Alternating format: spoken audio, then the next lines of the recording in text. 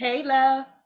Welcome to the Chilove Radio Show, Pop Radio Worldwide, iHeart Radio, and Spotify Premium. Hosted by none other than Melanie Hogan. We are sponsored by Chilove LLC. Before we begin today's topic, we are going to take 3 deep breaths. Inhale, hold for 3 seconds, exhale. 1,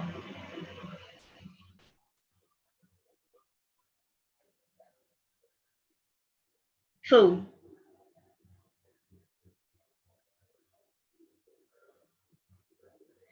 3.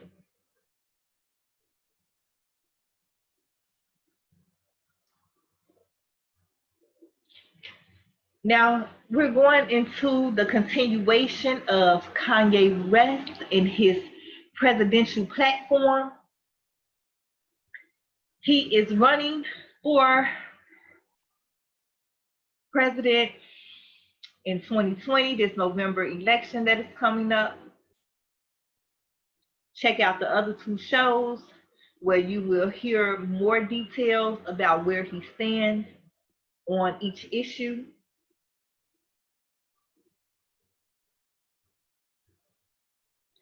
We ended on him talking about how he loves China and has a vision to restore things with those people, because they are also God's people.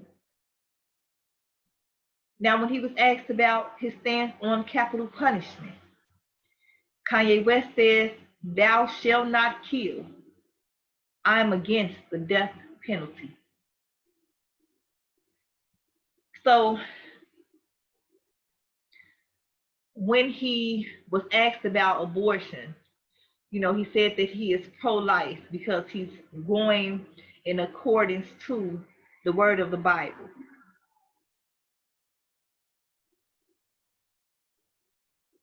In the Bible, it does say that thou shalt not kill.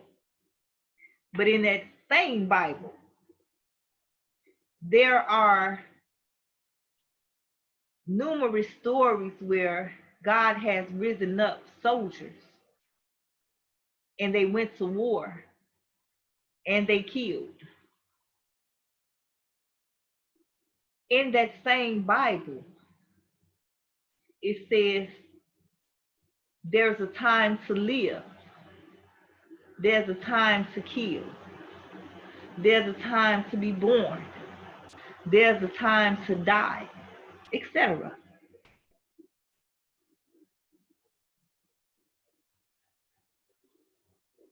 I'm Chilove, so ideally, it'd be great if we could all just live and love and elevate and be sincere people and hug. That would be great. Unfortunately, on this earthly plane, Mama Daddy God gave us autonomy, which means that we have the choice as far as how we want to move in life. Now, there are rewards to certain things, there are consequences to certain things, but we have the choice. Here in the United States, we are under the rule of democracy. Could have been how you did in Cuba with the communism, where you told what it is and how it is and how you're gonna think about it and how you're gonna feel about it, and that's the bottom line. So, we're put in a place where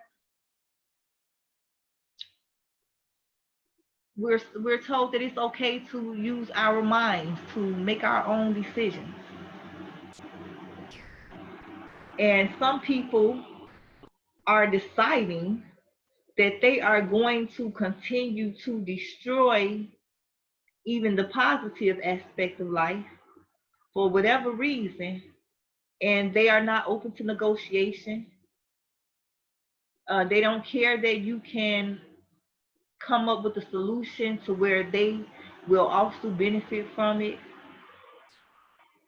Their bottom line is that they are going to add to the lower vibrations of the world. And I have heard people say out of their mouths that ain't nobody gonna do nothing about it. Do nothing. They don't care what you're saying. Do nothing. You're not gonna do nothing. I'm not sure about the rest of the world, but here in Chicago, you're not gonna do nothing. That's a triggering statement. Cause now if I wasn't gonna do something, now you made me feel like I need to do something, right?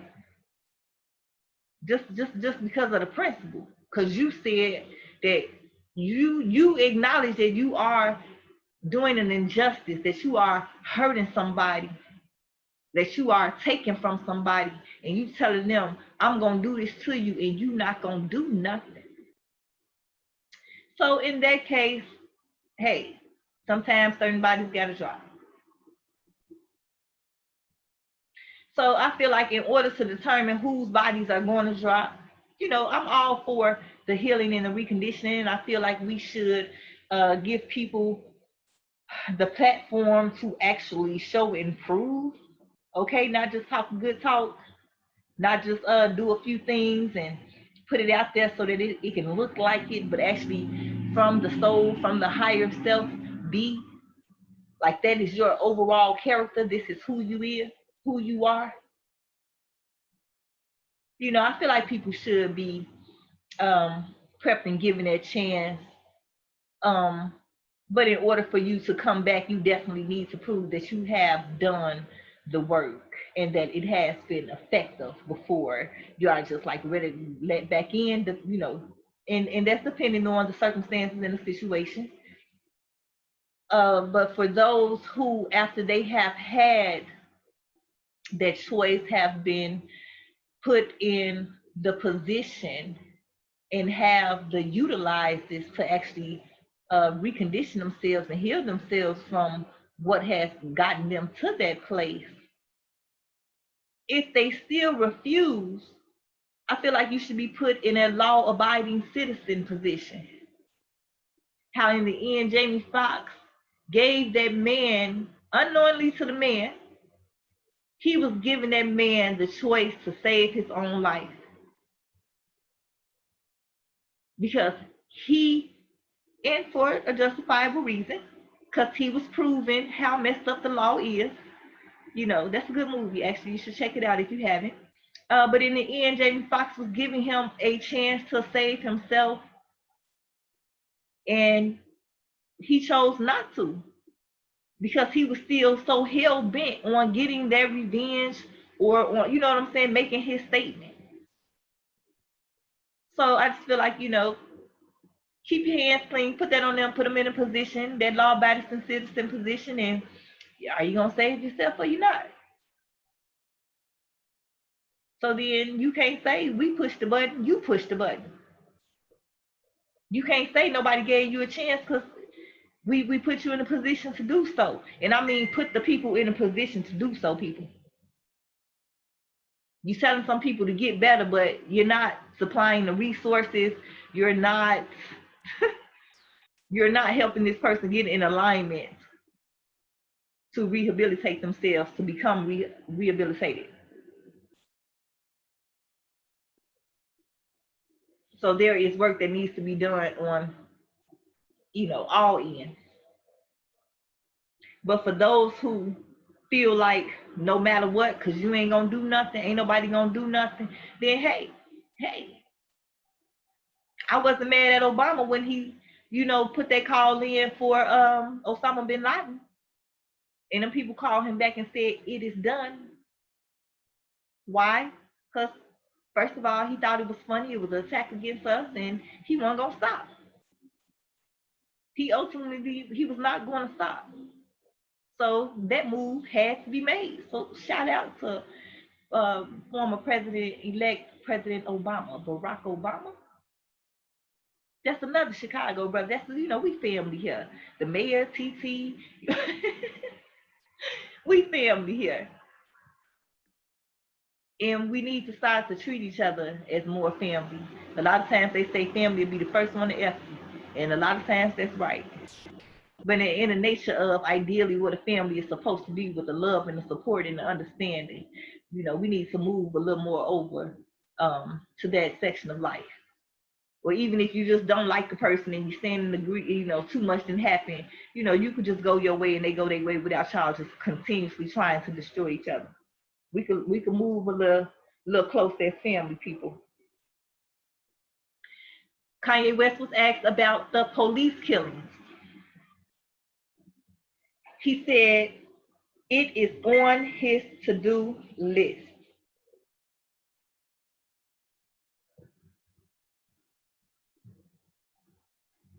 And he has a goal and a vision to end police brutality.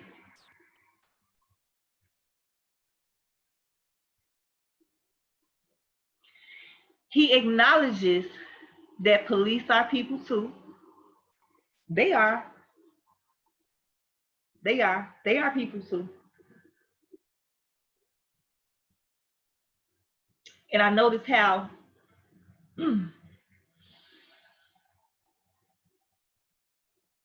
I don't know.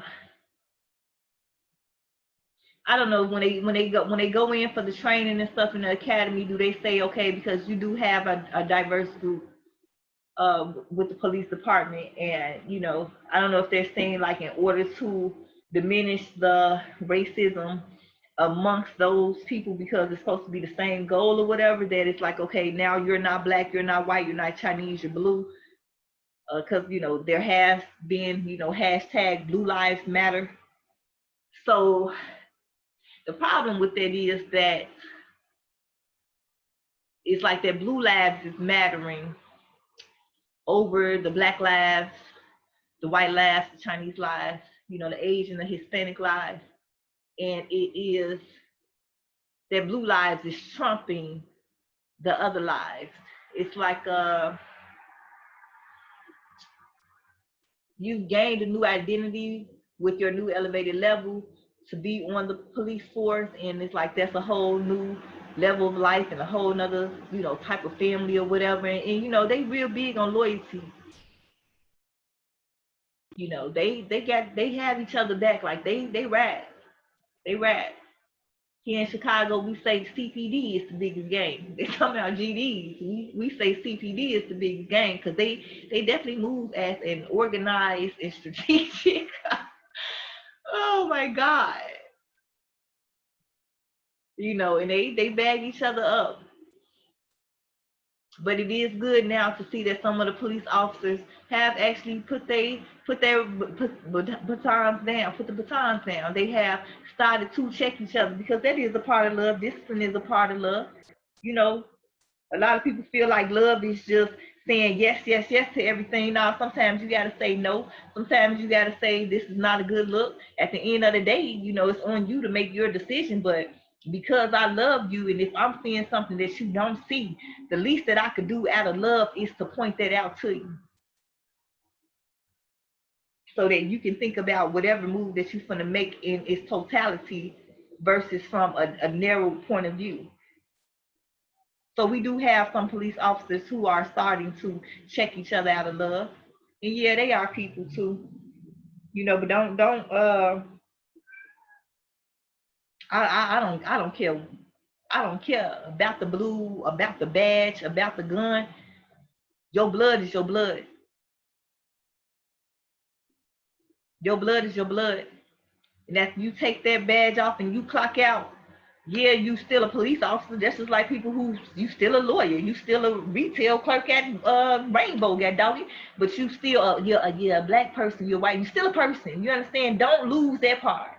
Don't lose that humanity aspect of life, so it makes you lose your heart and you join in the oppression of who's supposed to be your people, whether it's by color, by race, by humanity, your people. So regardless of whatever job you in, keep your heart. Keep your heart, keep the reality of what's really going on out here in these streets, even what your organization is perpetuating. and certain people in your organization is how they moving. Don't have blind loyalty to a fault. Sometimes you have loyalty to a fault, and you're gonna get drugged down the hill with them. You're gonna get drugged down in jail with them. You're gonna get drugged down to death with them because you got loyalty to a fault, because something in your own soul, despite what they told you, how they told you to move and how they told you to feel about it, something in your own soul know this certain stuff not right. So to my little police officers, don't lose your heart. Don't lose your mind either. And when you are dealing with people, you have to have a certain level of emotional intelligence and compassion and understanding. You understand?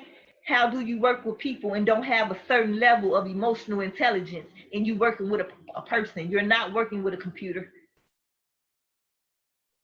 Those whose mindsets are there should do desk work, not be out in the street engaging with people, with youth. So, police, you all are people too. Remember that. While you're dealing with people, ask yourself, if the situation was changed and I was in this person's shoes under these same circumstances, I don't want to hear where I wouldn't even have myself in them circumstances. I'm not asking you that. Regardless, the person is in those situations, in that situation and has those circumstances. So you ask yourself, if I was in this person's shoes and this person was the police officer coming to handle the situation, how would I want them to handle this situation, even if I was bogus as hell, even if I am guilty? How would I want them to handle this situation? Keep that in mind, the police officers. I know y'all yourselves be going through too, but get down. Don't abuse your power. There's been a lot of abuse of power going on. But it don't just end and begin with the police. It's all the way up. I'm a root person. Y'all said it's sitting here at the lower level trying to, no, snatch the root, address the root, because that's what's making it all fall down into the umbrella that we all up under now. But I digress. I digress. Kanye West says that ending the laws doesn't make sense because we need some type of order. Yeah, we got laws and it's still chaos. People still decide that they gonna move how they want to move despite the effect that it's having on us all.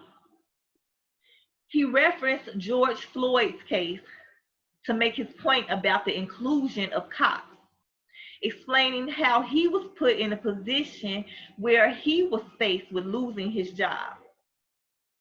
He said that the little man, we know that it was one of them. Some people say he was there. That was his first day on the job. Some people say, well, it wasn't his first day, but he was relatively new to the position, and that the commanding officer was one who had already, had ranking and, been there for some years. So ideally, you're going to follow the leader. So he is showing compassion for one of these police officers who is involved in the unjust murder of George Floyd.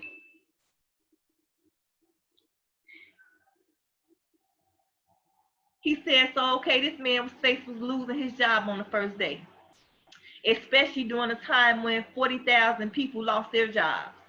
He said that the officer probably didn't realize that the commanding officer was going to take it that far, as well as not knowing that the officer already had 18 violations. So if you go in and you read up on some of the reports that's out on the assisting officers that day, that's basically what they're saying. I didn't know he was gonna take it that far. Looking back on it, I feel like we could have done some things differently.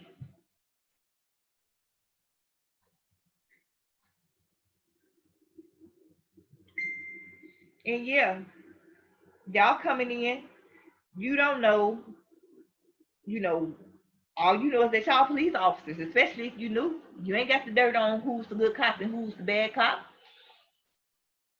But does that mean that it should be a lack of justice for George Floyd because of it? I say hell no.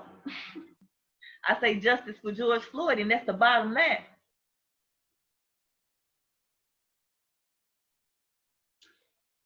Nevertheless, Ye said that the cop was probably scared, in shock, and paralyzed like so many black people. So he's saying black people, y'all can relate to being scared, being in shock, being paralyzed, being traumatized. Y'all should be able to relate to that. And that's probably how this little cop was feeling. And he probably was. I know that when he probably planned on going home, I don't know if he got a significant other or whatever, and maybe talking about his day at work, he definitely didn't foresee that waking up. He definitely didn't. I know he probably, more than likely, he probably did not foresee being in that position and having that end result when he got up to get ready for work that morning. So yes, the residents need healing and reconditioning. The police need healing and reconditioning. Those who Trump, Donnie Boy needs healing and reconditioning. Everybody. And nobody is above the other when it comes to that, because we all have something that we need to continuously work on healing and reconditioning.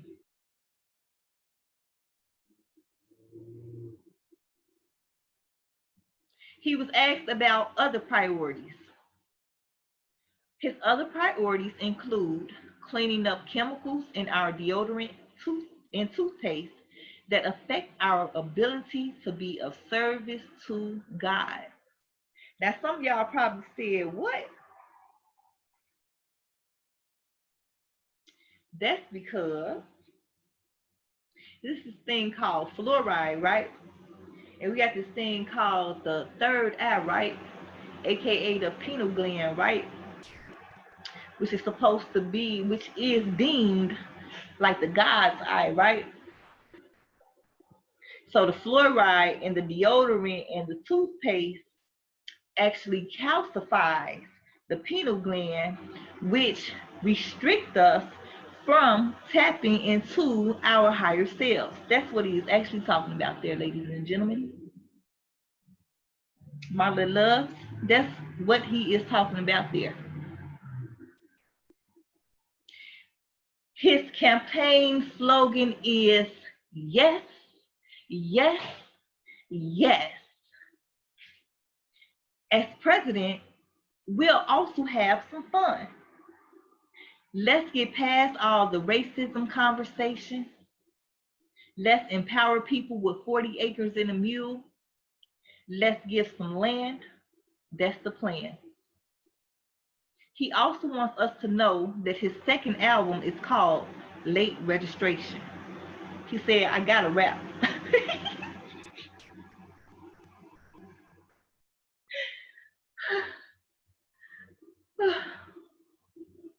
I have enjoyed making these segments on our Chicago brother, Ye. Yeezy, Kanye West, yes. That's his slogan, yes. Can I have that, Yeezy? Yes. Oh, you know, Donnie Boy, he did it. Clinton did it, Obama did it, Bush did it. We got a lot of them, they did it.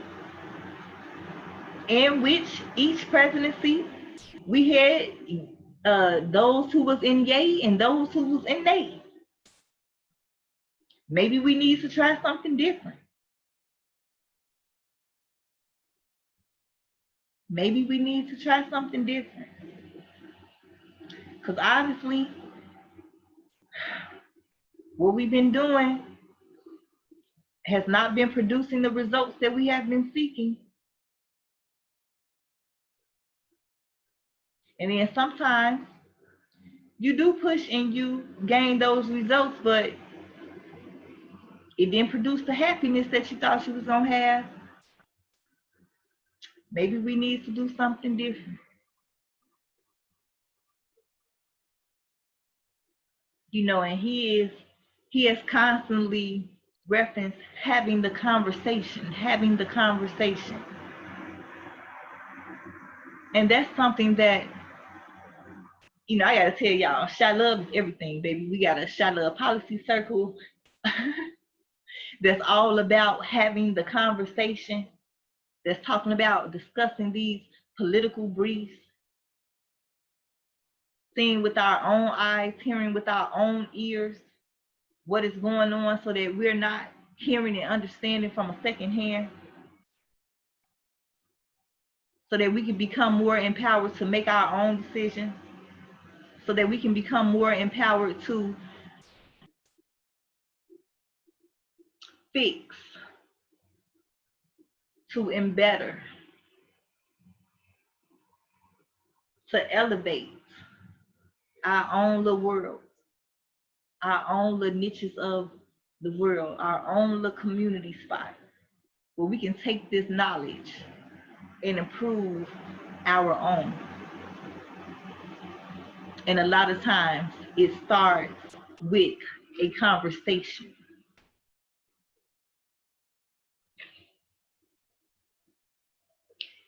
So we here at the Chilove Radio Show, Pop Radio Worldwide, iHeartRadio, and Spotify Premium, am coming to you on behalf of the Chilove Policy Circle.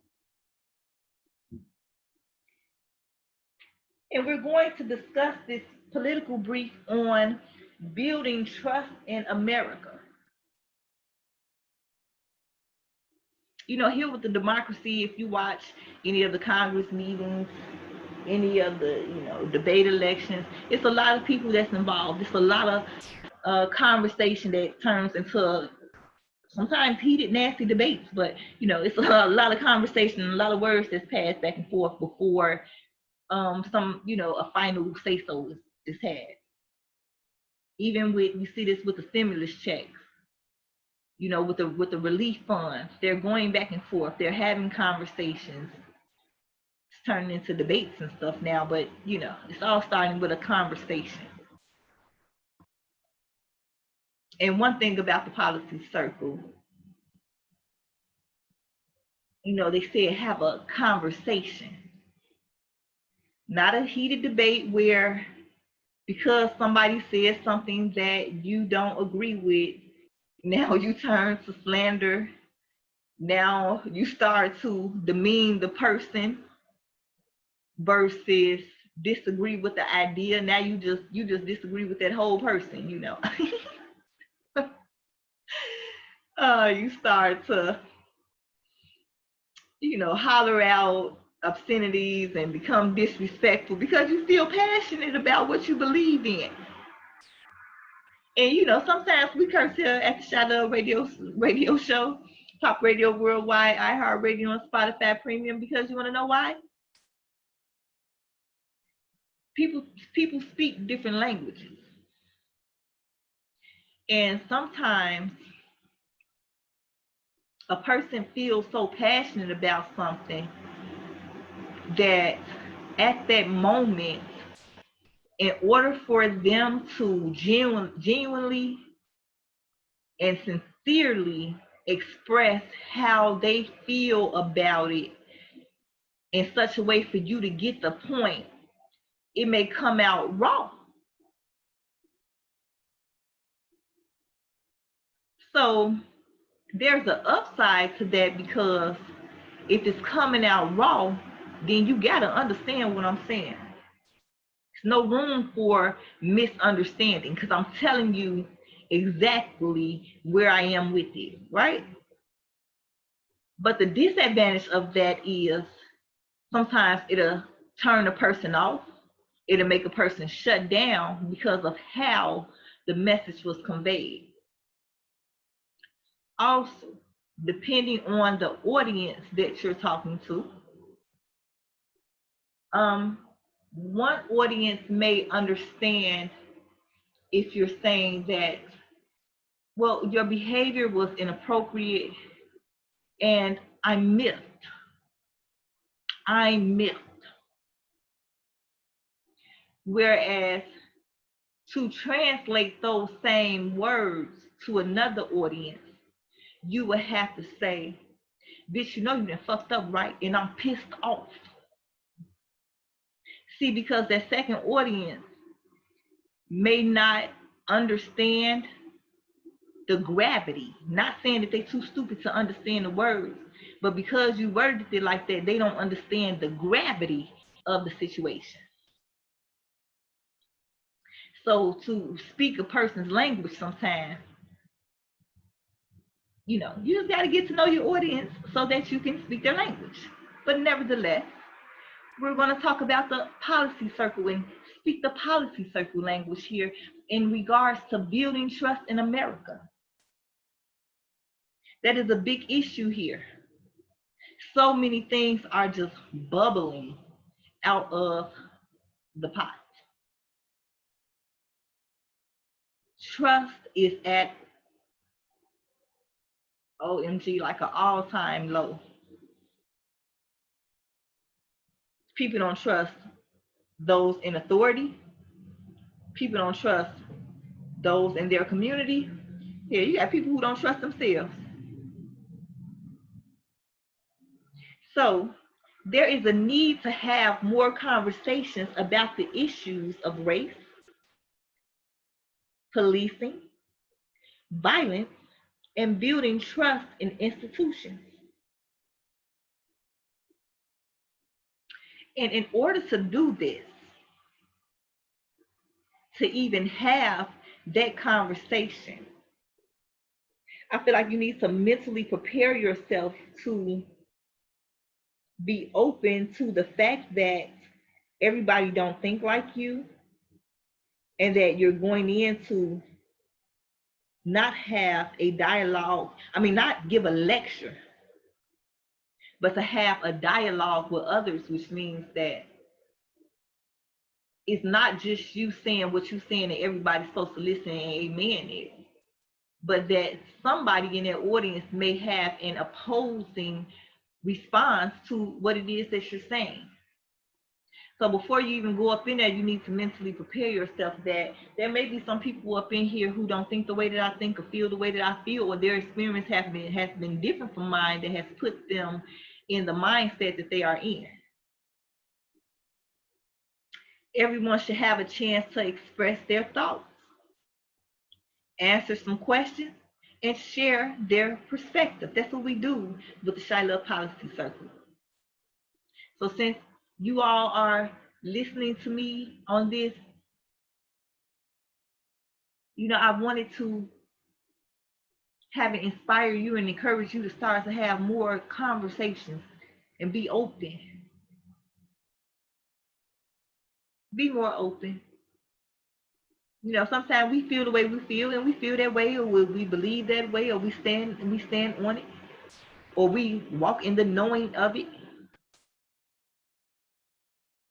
But still just be open to, listening. People want to be heard. And that's part of the problem. A lot of people feel like they're not even being heard. And I'm not talking about that little condescending way that certain people will sit and it's like they already got their mind up, but they being nice and letting you talk. I'm talking about really open up your mind and hear what this person is saying and why they're saying it. Okay? Now, through open and honest conversation, what emerges is one thing, and sometimes it's not even one thing. Sometimes it's more than one. But ideally, one thing that we feel we can rally around and identify a course of action. So when we're coming together to even have these conversations, and while you're mentally preparing yourself, what is it that I want from this conversation?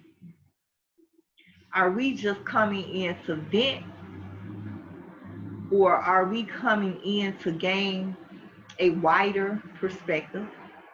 Are we coming in to come to some sort of solution? Are we coming in to find,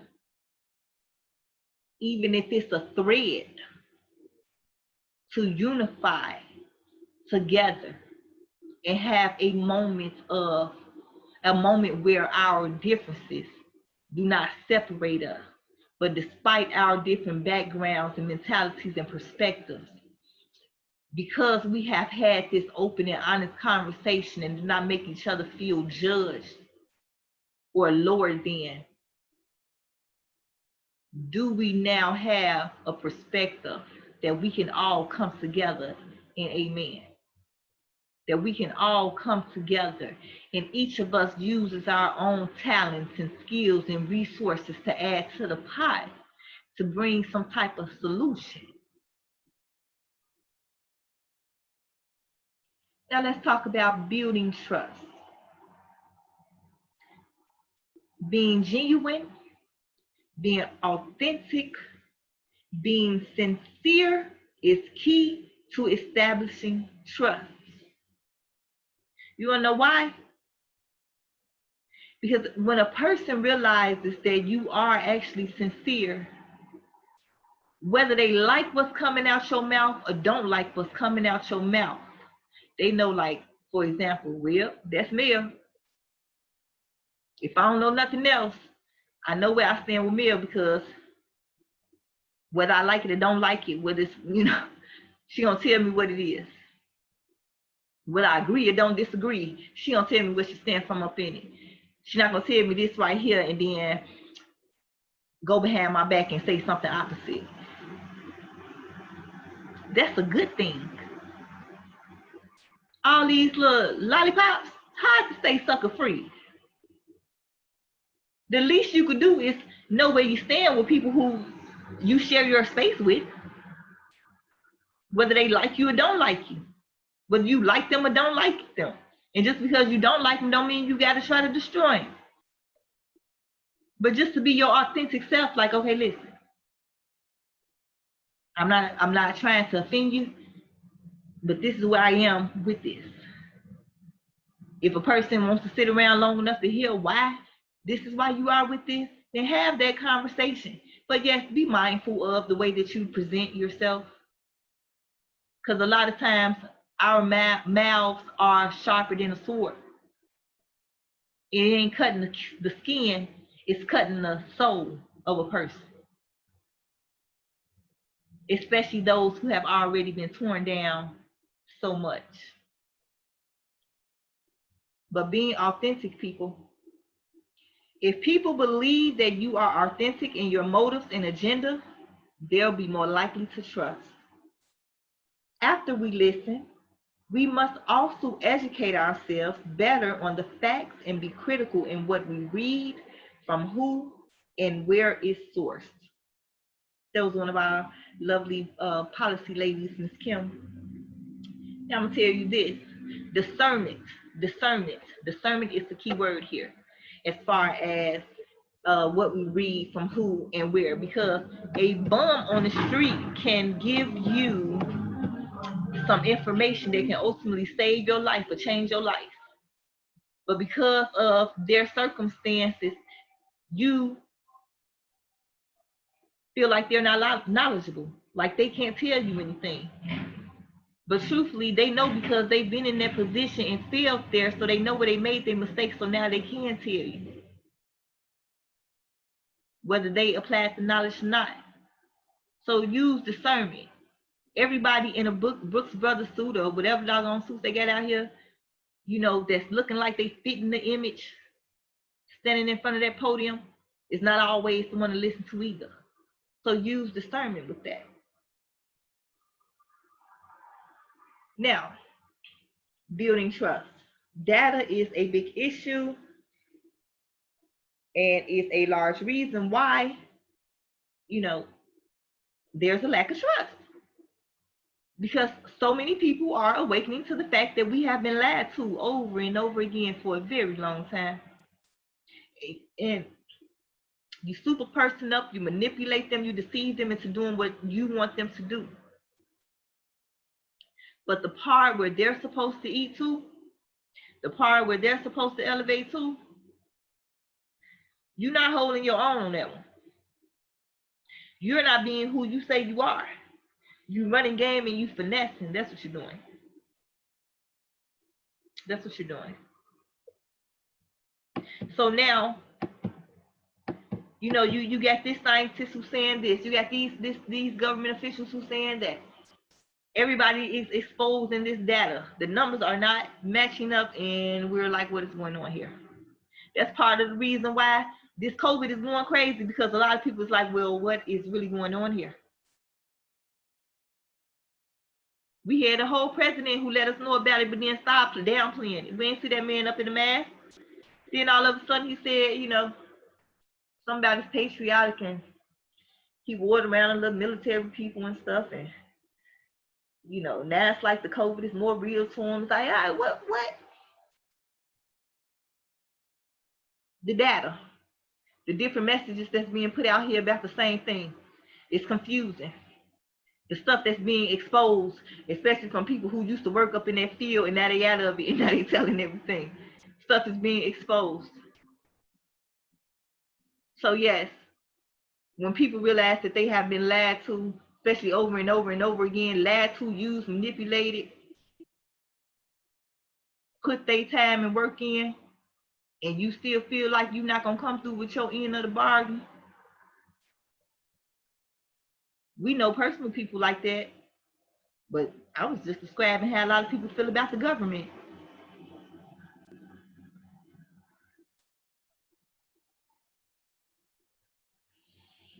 So the data. Ms. Quintella of the Policy Circle said that data about policing and Black Americans' personal experiences do not always align. OMG, that is very true. That is very true. Because it would have you think that we are all the ragamuffins who just are uncivilized and want nothing out of life and all this other crazy crap. And that it's not true. All African Americans are not the same.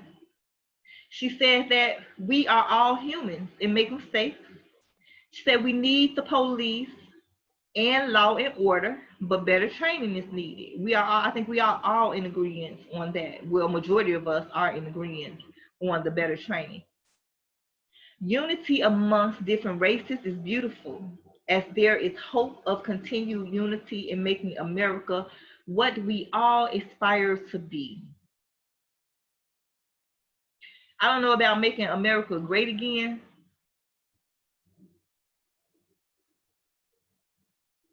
but we can make it great for all of us, all of us. Not one race, one nationality over the other, all of us. Let's talk about it. Miss Karen of the Policy Circle said that it is best to be brutally honest despite the uncomfortability.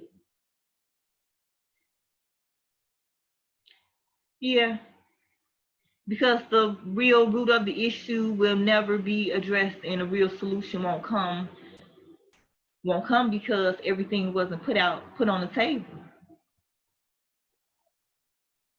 We all need to come to the table with an open mind, truly listen, understand, and not be defensive. And no time is better than now.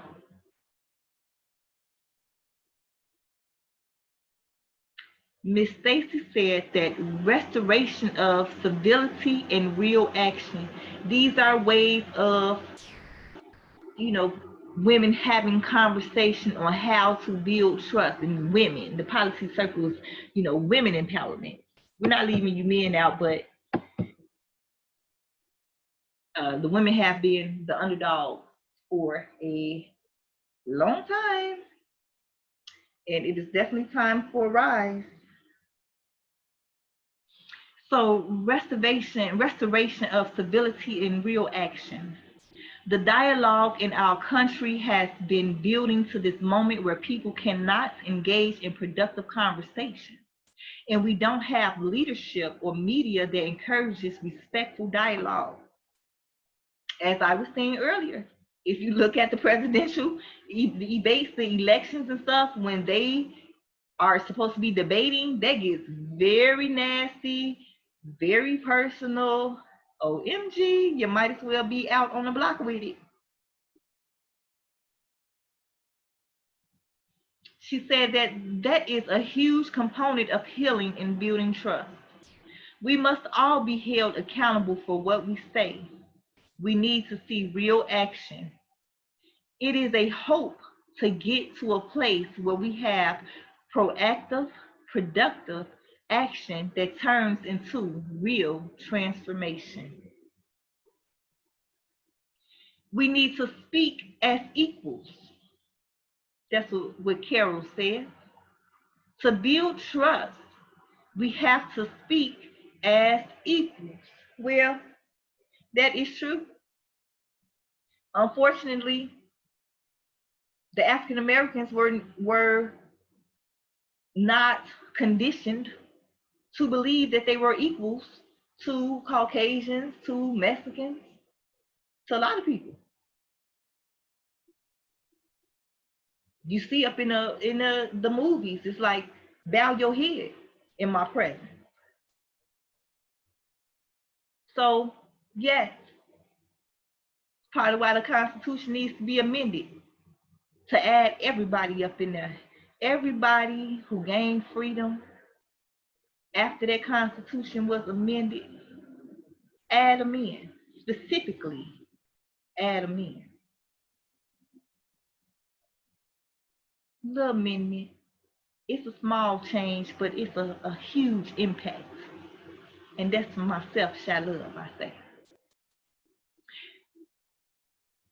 Nevertheless, Ms. Karen said that you cannot speak as an equal if you come from the narrative or the perspective that racism is permanent, that whiteness is property, that whiteness is property.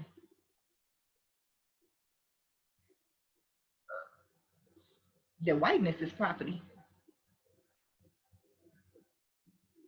That whiteness is property. Um, from my knowledge, blackness is property. Or maybe she's saying that whiteness equals ownership to have property. Anyway, that all white people are privileged. Just like Quintella wants the narrative to be changed that all African Americans are not the same, Carol wants the narrative to be changed that all white people are privileged, in addition to her other beliefs. She says that we have to focus on what we all care about: education, criminal justice, our communities, opportunities. There is also a positive narrative around Black success that we need to acknowledge and highlight and share more often.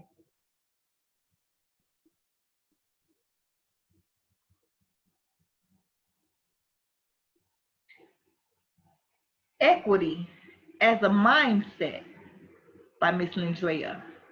She feels that it's very important, especially during this time, to have warmth and empathy. That's right in alignment with Chilove. Don't lose your heart.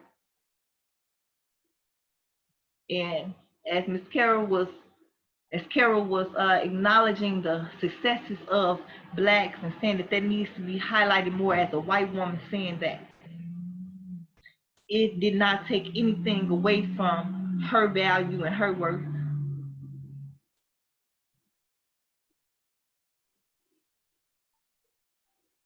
Attack policy, not people. Due to the media, Miss Deanna said, we're consuming things that make us not trust each other and not understand each other, but hate each other. There's definitely truth in that. We're attacking people and not the policies, which is where the focus should be.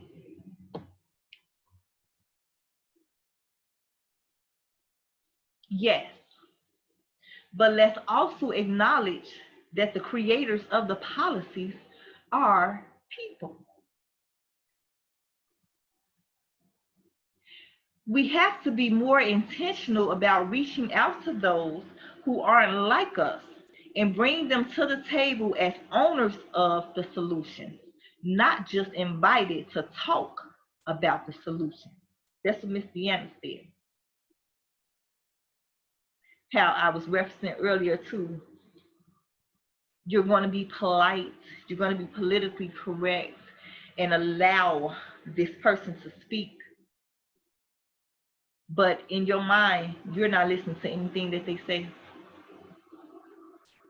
In your mind, you're shooting down everything that they say because it's not in agreement to, in alignment to what you believe and what you feel that you know. So you're not even actually letting it sit on the table. So to actually let the people speak, let the people be impactful, let the people be effective.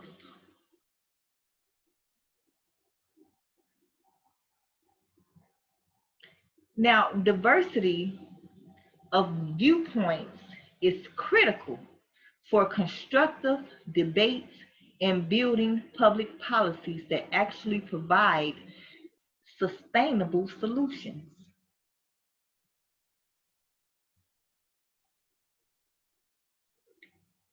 Diversity is critical because this is a diverse world.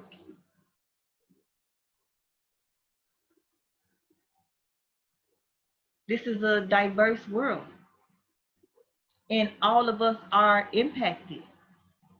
So, yes, we need the different viewpoints and the different ideas for solutions because we are not experiencers of all. There are some things that we experience that other people don't experience, and we need to know their story as well. We need to know how it has impacted them as well, especially those who are creating policies and creating laws and pushing for certain things. You're looking at it from a very narrow and segmented perspective because you have not had those experiences that others have had, so you can't relate. So how can you bring justice to something that you can't relate? And I'm not saying that you have to go through it on a personal level, but you can be empathic. Put yourself in somebody else's shoes with those circumstances. And like I said, please leave out the I wouldn't be in those circumstances. That's the mentality. Leave that alone when you are putting yourself in somebody else's shoes and we're trying to get a solution for all. Take that about your mind that I wouldn't be put in them circumstances because I'm whatever. Don't be whatever. Be open. Be open. Even if you yourself know that you would have made better decisions in this particular situation that somebody is talking about, they're not you and you're not them. And that is their experience. And that is how it is impacting them. And they matter. Okay? Tackling an issue of this magnitude requires the exercise of patience, integrity, humility, and mutual respect and conversation if we are going to heal and rebuild stronger, more inclusive, peaceful, and thriving communities.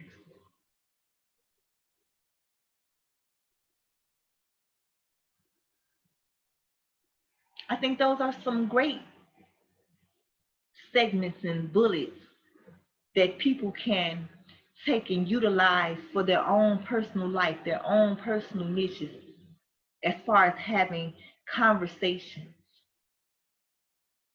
just in your everyday life.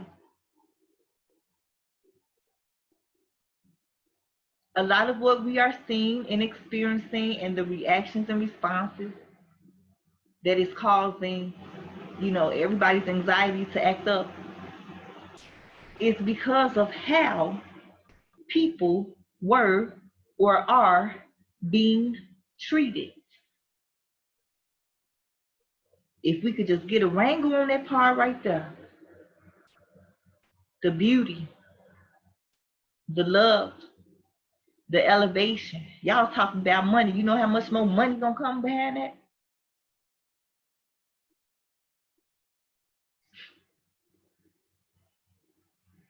Mm. To talk, to put yourself in the other person's shoes, to empathize,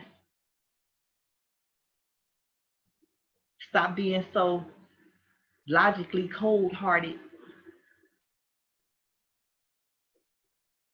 so emotionally deficient. It's not helping us as a whole. It's not helping us as a whole. We all matter.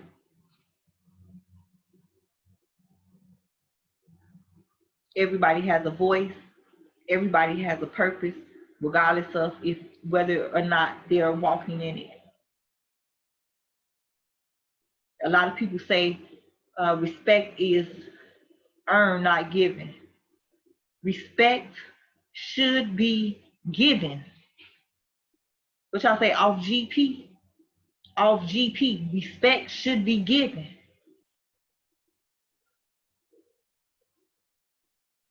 A lot of people are not even put in situations where they are in the company to get to know a person enough to really decide whether or not, the respect is really like, earned. Sometimes you just passing people on the street. But yet, are we not so quick to assume and, categorize this person just based off a glance? Based on how they walk, how they talk, how they are dressed, what area they're from.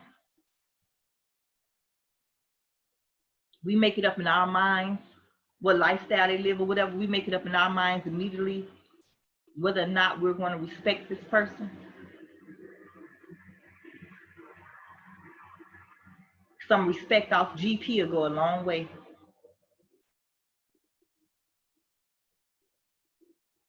My grandmama used to say, approach it like a lady first.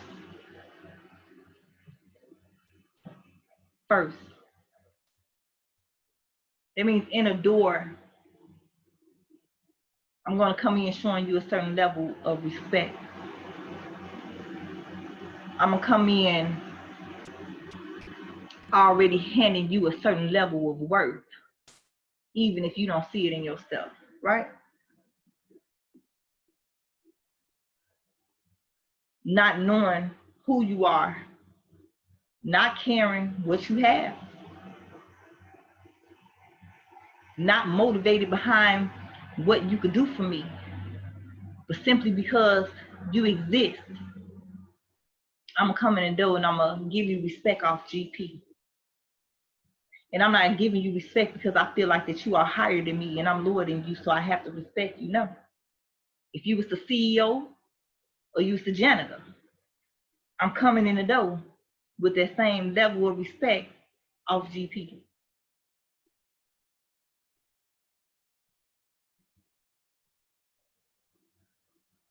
I don't know what it took for you to get to where you are now, whether it's in an elevated place or a sunken place.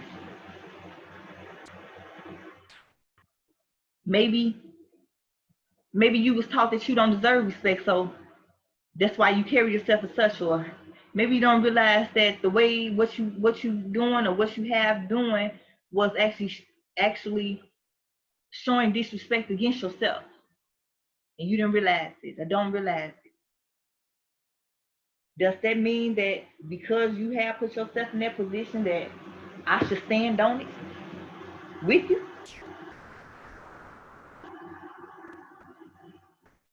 Even if you say you are nothing, I could still say that you're everything and treat yourself as such.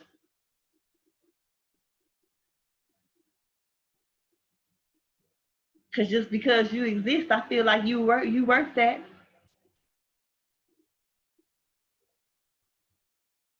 Whether it's for a moment or for a lifetime. None of us are perfect. A lot of times when people make mistakes, that's where that humanity phrase comes in. I'm human. I'm human. We make mistakes.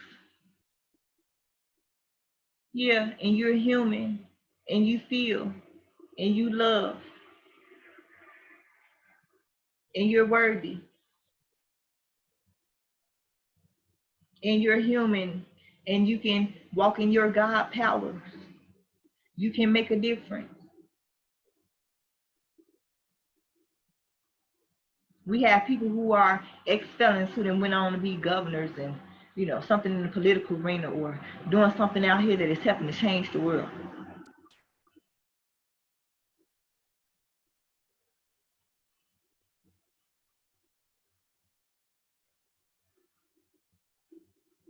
We got to start to love ourselves more, not in a vain type of manner. But see, when you start to love yourself more, ideally you start to love others more. Because loving comes with a certain level of understanding.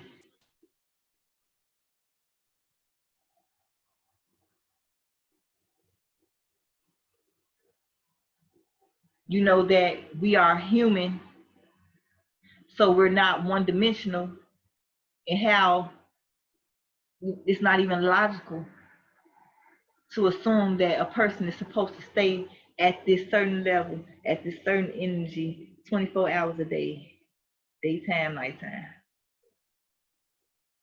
That certain circumstances, certain energy wavers things, impacts things. That people have highs, they have lows. But because of it does not mean that they are less worthy of love, that they are less worthy of respect.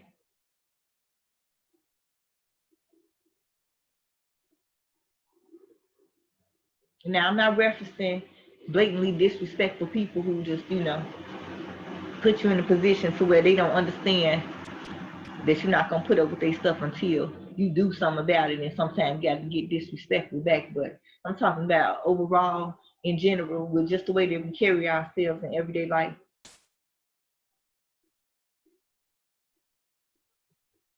And yet, it is hard for someone to respect somebody else when they have no love and respect for themselves. They don't understand. And some people don't love and respect themselves, but they have been conditioned to show certain people a certain level of respect because they was told that those were the important ones. But even those not deemed important by society, not deemed important by social media, everybody deserves a level of respect. If taking it to straight love is too heavy, respect. The golden rule, treating others as you would want to be treated. We forget about that a lot of times, especially when we get angry.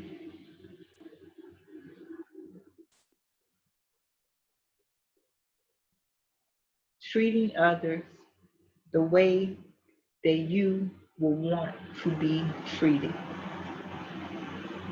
That is a necessity if we are going to heal and rebuild stronger, more inclusive, peaceful, and thriving communities.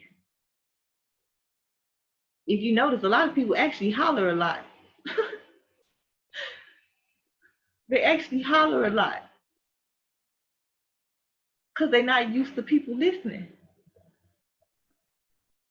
because they don't get acknowledged until they're hollering, until they're breaking things, until they're tearing it down. You don't listen to them until they start to act a fool. But sometimes those same people were calmly talking to you, calmly expressing their grievances, and they wasn't listened to, they wasn't acknowledged.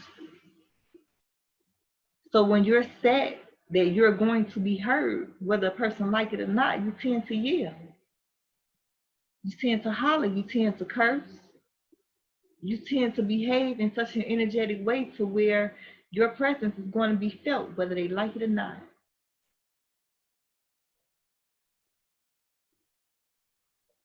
And that's because we have people with these mentalities who feel like, because of whatever position they are in and whatever position you are in,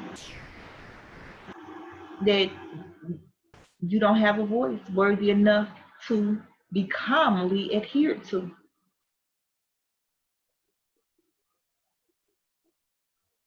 So if we just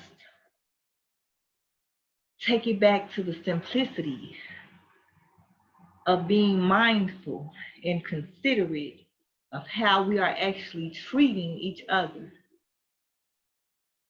we will start to see such a significant change in the atmosphere, such a significant change in the data and the stats. Everything that we are experiencing is coming down to some sort of treatment. Mental health, some sort of treatment. Financial roles, some sort of treatment, treatment, people. Y'all, my little love, we can treat each other better. We can treat each other better. Let's try to be mindful of that. Let's try to make that a practice. Nobody is perfect. Sometimes you will have your moments. Sometimes you will have to respond accordingly.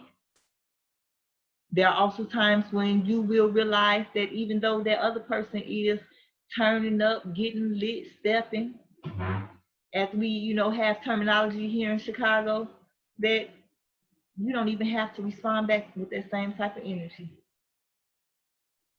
You done found a new way to make your point. It's all learning, it's all growing, it's all healing, it's all reconditioning. And we definitely can do it. Here in Chicago, here in the United States, the world, we can do it. Because we the one who got us to this point. So we can definitely turn things around and get us to the point that we all really seek. We love y'all here at the Chilove Radio Show, Pop Radio Worldwide, iHeartRadio, and Spotify Premium. Let's be more mindful of how we're treating each other, people. Watch the difference that makes. It makes the difference. It makes the difference. Until next time, hugs.